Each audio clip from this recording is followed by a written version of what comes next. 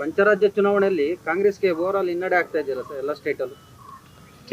ಈಗ ತಮಿಳ್ ವೆಸ್ಟ್ ಬೆಂಗಾಲ್ನಲ್ಲಿ ನಮ್ದೇನು ಇರಲಿಲ್ಲ, ಅಸ್ಸಾಂನಲ್ಲಿ ನಮಗೆ ಎಕ್ಸ್ಪೆಕ್ಟೆಡ್ ರಿಸಲ್ಟ್ ಬಂದಿದೆ. ಜನರ ಆಶೀರ್ವಾದ ಏನು ಮಾಡಿದ್ದಾರೆ ಅಲ್ಲಿ ಅದನ್ನು ನಾವು ಒಪ್ಕೊಳ್ತೀವಿ.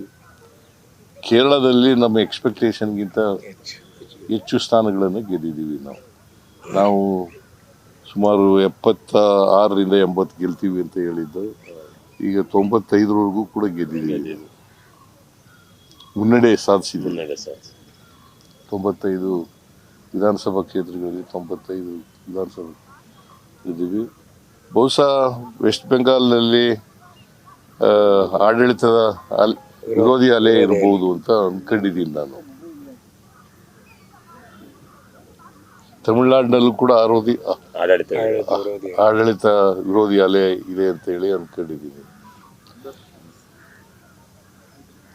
ತಮಿಳುನಾಡಲ್ಲಿ ಒಬ್ಬ ನಟ ಫಸ್ಟ್ ಟೈಮ್ ಪಾರ್ಟಿ ಕಟ್ಟಿ ಸಕ್ಸಸ್ ಆಗ್ತಾ ಇದ್ದಾರೆ. ಇನ್ನೂ ಅವ್ರಿಗೆ ಅಭಿನಂದನೆಗಳನ್ನ ಸಲ್ಲಿಸ್ತೇನೆ.